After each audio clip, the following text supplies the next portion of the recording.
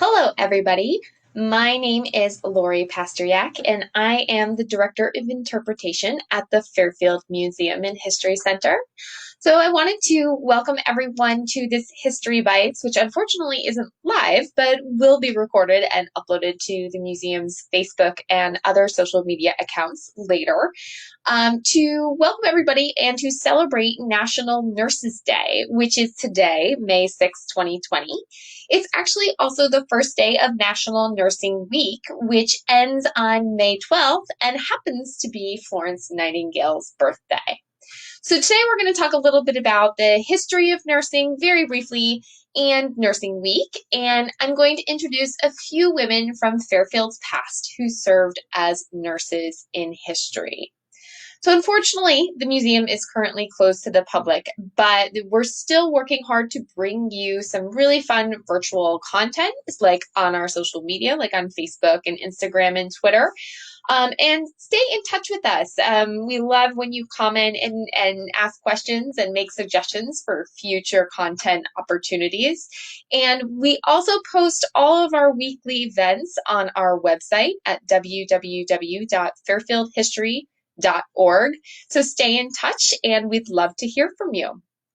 So today, again, we're going to talk a little bit about nurses and nursing in history. So when we consider the profession of nursing today, we think a lot about RNs who serve in hospitals. We think a lot about the medical profession right now who, during the COVID-19 situation, are working so incredibly hard and at the front lines of taking care of not only their regular patients, but also patients and in this time of a national pandemic, and really at the front lines of both the quarantine and the virus and caring for those who are sick. So we wanted to take a moment to, number one, honor the profession and honor those individuals who are at the front line helping and are trained to help. So the actual term of nursing and the word nurse is actually goes back to Middle English. So we're looking at the 14th century of a term that meant to nurse, which comes from the word to nourish. And as time goes by, we think about nurses in history and early history, say in colonial America, the 17th century, move towards perhaps a wet nurse or a dry nurse. I don't know if anybody has read Romeo and Juliet, but the character in Romeo and Juliet of the wet nurse who helped to serve as a go-between between Romeo and Juliet in Shakespeare's play, that really was the caring and loving and guiding figure for Juliet in that story. And as a wet nurse or as a dry nurse caring for children, we think about what that might mean in history and what that might mean for now the profession of how the responsibility of this person, this caring figure, is not only caring for those who are sick or injured or disabled or dying, but also encouraging the health, the mental and physical and emotional health of individuals, especially for children in the past, for families, for elders, and in the general community through a variety of settings. So nurses now, of course, are involved in healthcare research. They're involved in management and policy, as well as patient advocacy. And they also are, in the past and today, responsible for independent healthcare and specialty services to all. And, as the development of this profession from perhaps the War of 1812 around 1900 to today, responsibilities and societal role has encouraged more and more people to become a part of this profession and, search for education and all of these other opportunities that there is now. So at the end of the 19th century, as we all know and maybe recognize the term and the person Florence Nightingale, who's the lady with the lamp, is known to have quote unquote founded modern nursing. So thanks to her strict use of hand washing, which we've all heard a lot about lately, as well as regular hygiene practices while she was caring for wounded soldiers wounded soldiers during the Crimean War, Nightingale and her fellow nurses and helpers actually brought the death rate from 42% down to 2%.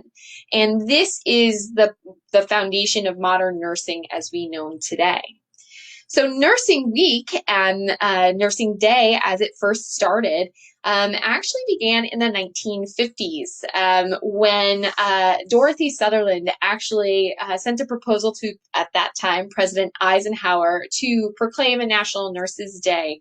And although that didn't happen just then, the National Nurses Day actually was celebrated a year later in 1954, which actually marked the 100th anniversary of Nightingale's work in Crimea.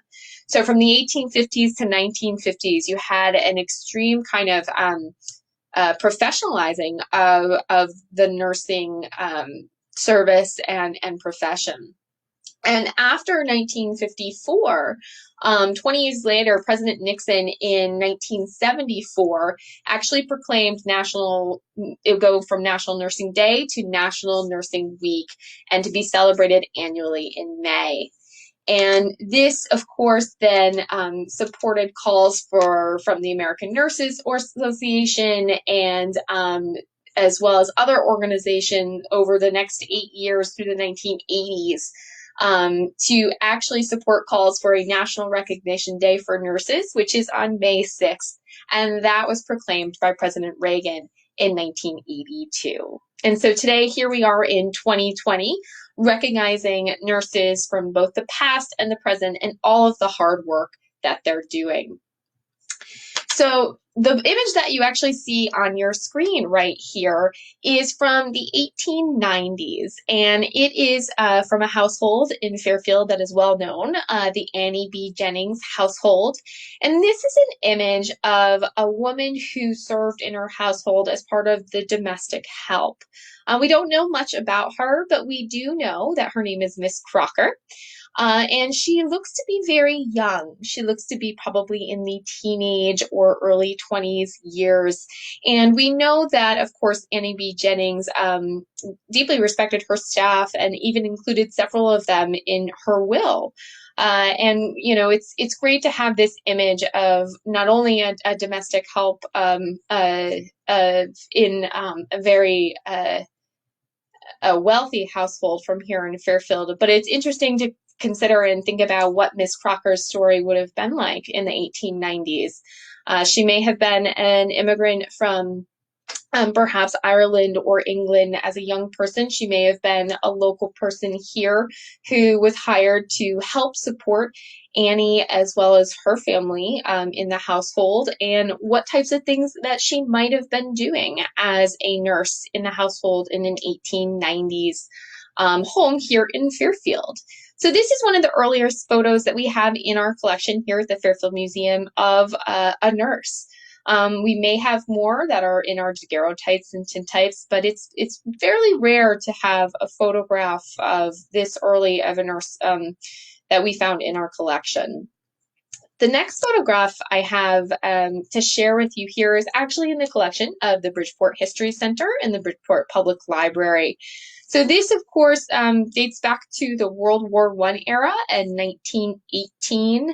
And it's an image of Red Cross nurses marching in the infamous May Parade in Bridgeport, where the Red Cross was, through a national effort, fundraising to help support not only our troops abroad during World War I, but also due to the influenza pandemic that was occurring, of course, internationally during this period.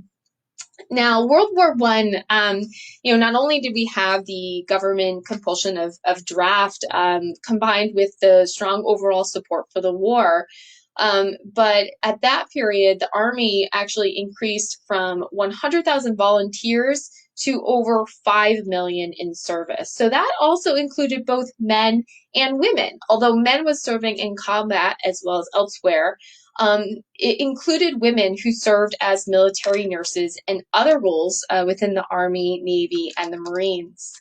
So women, as these military nurses, they also volunteered overseas with the humanitarian organizations like the Red Cross, like we have in this photograph the Salvation Army, and the YMCA. They provided, of course, nursing, but also other support services like transportation for soldiers. But the Red Cross nurses really provided much of the medical care for American soldiers who served in France, and the Red Cross ambulance drivers who responded to the needs on the front lines. So the next photograph that I have is actually from the Fairfield Museum's exhibition called Uncle Sam Wants You, which really talked about the propaganda during World War I that occurred. But as part of that exhibition, we also showed a number of items from the Red Cross and women who were involved during this period. So you can actually see here several uniforms that were on display during this exhibition. And one of them is actually a YMC uniform that was worn by Florence Jennings Ber. So that is this uniform right here. So Florence Jennings Ber was a Fairfield librarian, but she served as part of YMCA's support operations in Paris. And she organized the files at the YMCA headquarters with the American Expeditionary Forces in 1919. So this actual uniform, of course, was used during service abroad and came back here to Fairfield with the family and was on display during our World War I exhibit, Uncle Sam Wants You, back in 2017. The next photograph that we have is a woman named Mary Flannigan from Fairfield, Connecticut. So Mary is a really interesting person. She actually graduated from St. Vincent's Nursing School in 1914, and she joined the U.S. Army Nurses Corps a few years later at the age of 27. She actually served in Puerto Rico and at a base hospital in San Juan in 1918 and 1919. So this image was also featured in our Uncle Sam Wants You exhibition in 2017. And this photograph is actually in the collections of the Connecticut State Library and Archives in Hartford, Connecticut. But Mary is a woman who, of course, was from Fairfield and served abroad as a nurse during the World War I era. This image is actually a rather well-known woman from here in Fairfield. Her name is Alice Oran Smith. She would later become a successful landscape architect in Fairfield. But she served as a nurse with the Red Cross at a base hospital in France from 1917 to 1919 and worked, of course, on the front lines at a mobile hospital units in Paris, Verdun, and Saint-Mihiel, and under fire at times. She was known to have experienced nursing the wounded from battles such as Chateau Thierry and the Meuse-Argonne offensive. And she was only the one of 20 nurses to be awarded the French Croix de Guerre for bravery in the field of battle. And her unit was commended by General John Pershing. So Mary, or Alice Oran Smith, is such a incredible woman here in Fairfield's history. After she came back from the war, Smith went on to continue her education. This is an image of her medal, Croix de Guerre medal, which she was awarded, one of 28 to be awarded that French Medal of Service. So Smith went on to continue her education and win other awards for her architecture designs.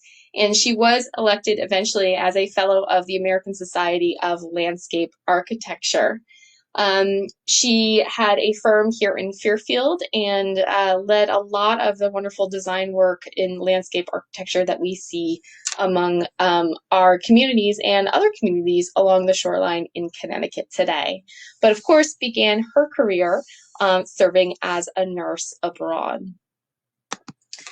Finally, we have a woman named Benson Nichols.